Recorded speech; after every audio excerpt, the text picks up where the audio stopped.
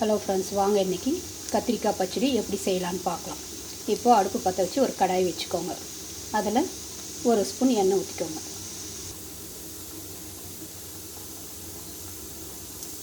எண்ணெய் காஞ்சதும் இதில் ஒரு ஸ்பூன் தனியா, ஒரு ஸ்பூன் சீரகம் போட்டு வறுத்துக்கலாம். இப்போ எண்ணெய் காஞ்சிச்சு ஃப்ரெண்ட்ஸ். இதில் ஒரு ஸ்பூன் தனியா, ஒரு ஸ்பூன் சீரகம். இப்போ இதிலேயே ஒரு 5 காஞ்ச மிளகா போட்டு வறுத்துக்கலாம். இது வறுபட்டதும் ஒரு தட்டில் நாம் எடுத்து வச்சுக்கலாம். இப்போ இந்த மாதிரி ஒரு தட்டில் எடுத்து வச்சுக்கோங்க ஃப்ரெண்ட்ஸ். இப்போ அதே கடாயில் நாம் கத்திரிக்காவை போட்டு வதக்கிக்கலாம். இப்போது இந்த மாதிரி கத்திரிக்காய் ஒரு 5 எடுத்துருக்கோம் ஃப்ரெண்ட்ஸ். இந்த மாதிரி சின்னதாக கட் பண்ணி இதே எண்ணெயில் நம்ம போட்டு நல்லா வதக்கிடலாம். ஒரு 3/4 மணி நேரம் ஒரு 6-7 நிமிஷம் நல்லா வதக்கி எடுத்துக்கலாம்.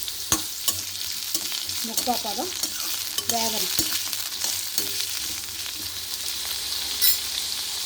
இப்போ இந்த கத்திரிக்காவும் வதங்கிடுச்சு ஃப்ரெண்ட்ஸ். இப்போ இதுவும் ஒரு தட்டில் நாம் எடுத்து வச்சுக்கலாம்.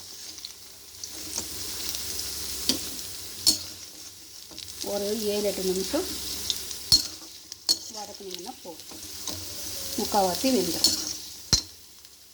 இப்போது அதே கடாயில் இன்னும் கொஞ்சம் எண்ணெய் ஊற்றிட்டு இதுலேயே 2 தக்காளி போட்டுக்கலாம். இதுலேயே ஒரு பெரிய நெல்லிக்காய் சைஸு புளியும் நம்ம இதில் சேர்த்துக்கலாம். இது நல்லா வதங்கணும் ஃப்ரெண்ட்ஸ். தக்காளியும் நல்லா வதங்கணும்.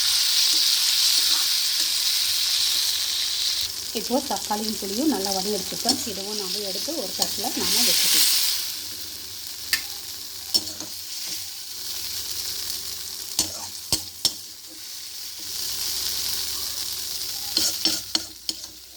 இப்போ இதுலேயே நாம் ஒரு ஸ்பூன் எண்ணெய் ஊற்றிக்கலாம். இந்த கடாயிலேயே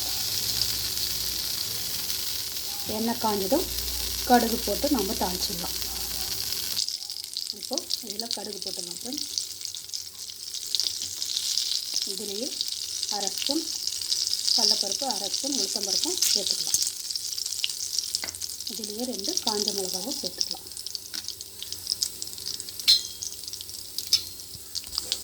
இதில் கருவேப்பிலை போட்டு நம்ம அடுப்பை நிறுத்திடலாம் ஃப்ரெண்ட்ஸ். இந்த தாளித்தது அப்படியே இருக்கட்டும். இப்போ நம்ம அடுப்பை நிறுத்திடலாம். இப்போ ஒரு ஜார் எடுத்துக்கோங்க ஃப்ரெண்ட்ஸ். அதில் 4 பல் பூண்டு போட்டுக்கோங்க. இப்போ நாம் வதக்கி வச்சுருக்கிற தனியா, சீரகம், காய்ந்த மிளகாய், கத்திரிக்காயெல்லாம் இதில் நம்ம சேர்த்துக்கலாம். இப்போ இதுலேயே நம்ம வதக்கி வச்சுருக்கிற தக்காளி புளியும் சேர்த்துக்கலாம். உரல் இருந்தால் உரலில் கூட ஆட்டினீங்கன்னா இன்னும் டேஸ்ட்டாக இருக்கும். இப்போ இதுக்கு தேவையான அளவு உப்பு நாம் சேர்த்துக்கலாம். இப்போ தேவையான அளவு உப்பு சேர்த்துக்கலாம் ஃப்ரெண்ட்ஸ். இப்போ இதிலேயே பெரிய வெங்காயம் ஒரு பாதி வெங்காயம் நாம் இதை அறுத்து சேர்த்துக்கலாம். இந்த வெங்காயம் வதக்க வேண்டாம் ஃப்ரெண்ட்ஸ், அப்படியே நம்ம சேர்த்துக்கலாம். இது ரொம்ப நைஸாக அரைக்காமல் கொஞ்சம் குறப்பாக அரைச்சிங்கன்னா நல்லாயிருக்கும். இப்போ நம்ம இதை அரைச்சி எடுத்துக்கலாம்.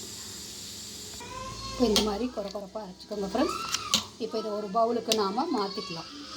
இப்போ இந்த மாதிரி ஒரு பவுலுக்கு மாற்றிக்கோங்க ஃப்ரெண்ட்ஸ். இப்போ நாம் தாளித்ததை இதில் கொட்டிக்கலாம்.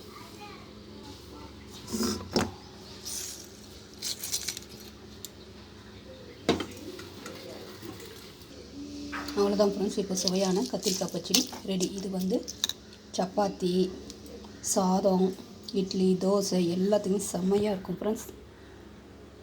இப்போ இதை நல்லா கலக்கி விட்டுக்கலாம்.